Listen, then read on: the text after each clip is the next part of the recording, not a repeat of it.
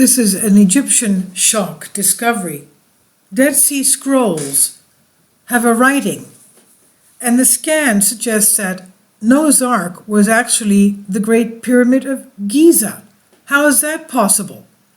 We always thought that Noah's Ark was made out of wood and pitch, and well, we know that the Great Pyramid of Giza is very old, very old. Now, it could be that wood, we know, can become petrified.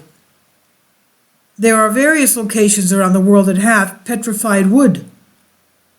Now, Egypt's Great Pyramid of Giza, is that what happened perhaps to the pyramids? There is someone on YouTube claiming that these bricks, bricks of the Giza pyramids were not bricks, they were actually not stone, but bricks, as is very clearly stated in the Old Testament, that the bricks were made, and that these, the elements used to make the pyramids were not stones, but bricks. Now, this is another finding. Egypt's Great Pyramid of Giza may have been the metaphorical object used to shield civilization from the Great Flood narrative told in the story of Noah's Ark in the Old Testament. In the Bible, Noah's Ark is a vessel used in the Genesis flood story, through which God spares Noah and his family, 8 people in total, and a selection of the world's animals from the world-ending disaster. And the animals came to the ark.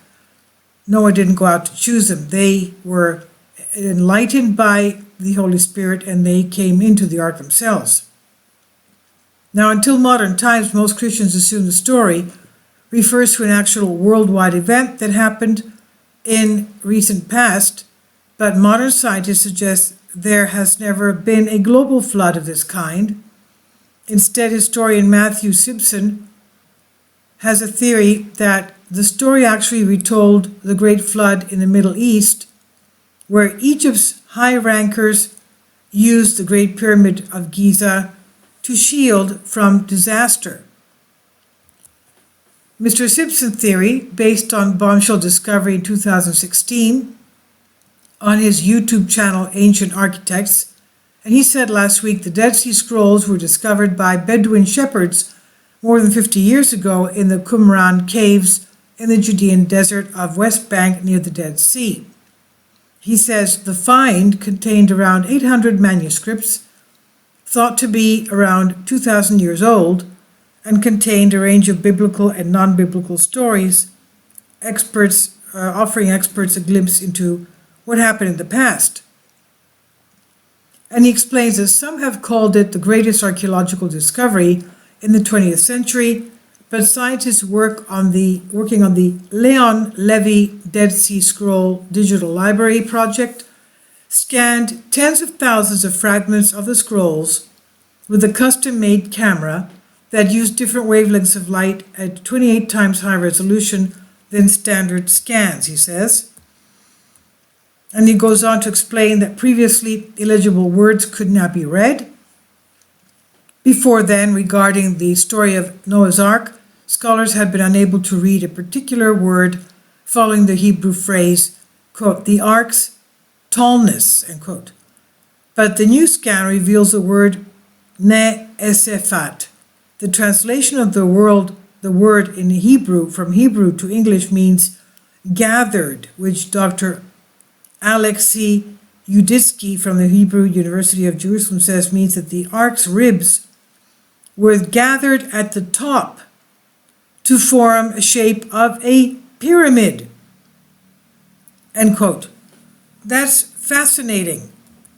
But there's more concerning the ark being described as a pyramid, and Simpson says, according to Dr. Yuditsky, the Septuagint, a Greek translation of the Old Testament which dates to the 3rd century BC, also describes the ark as pyramid-shaped, using a Greek verb that also has similar meaning to gathered. A number of medieval authors, such as Maimonides, also suggest that Noah's Ark was somewhat pyramid-shaped.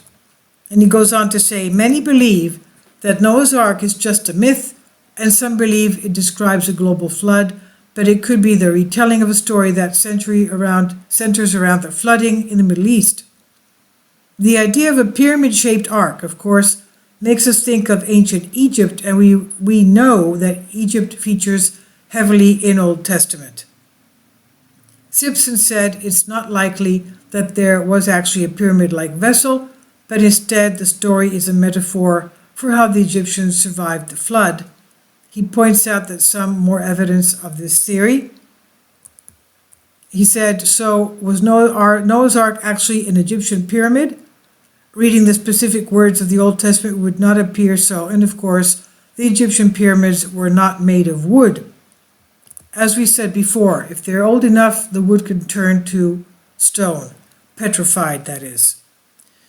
And he goes on to say, but if this story is a retelling of the Great Flood in Egypt, then maybe there is some truth to the idea which has been lost in translation.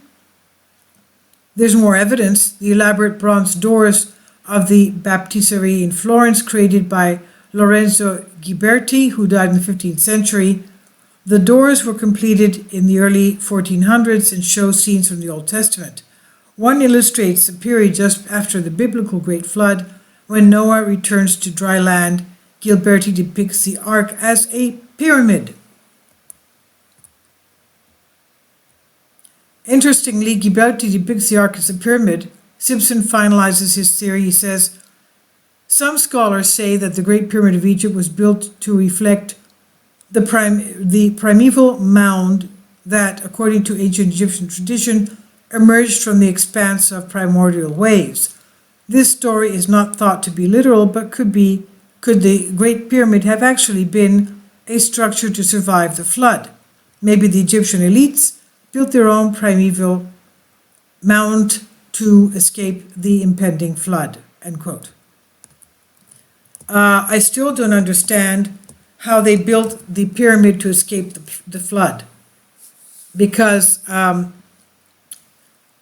let's put it this way, we have evidence of tremendous amount of rain and flooding on the body of the Sphinx, and it seems that the climate there was very wet anyway before something happened about 5,000 years ago that changed the weather totally. Some say it could have been an asteroid strike that they found recently in 2004 at the southwest corner of the border of Egypt with Ethiopia. And I don't know, tell me what you think. I think this is really far-fetched because of the fact that the whole world flooded, not just here, whole world. And he did settle in a high mountain. Arat is a Hebrew word meaning Arat, meaning up high, the blessed high mountain. So I don't understand how it could be a pyramid on the Giza Plateau. It's not just one pyramid, as we know. There are many pyramids there. Anyway, tell me what you think. This is by Callum Hoare on Express UK.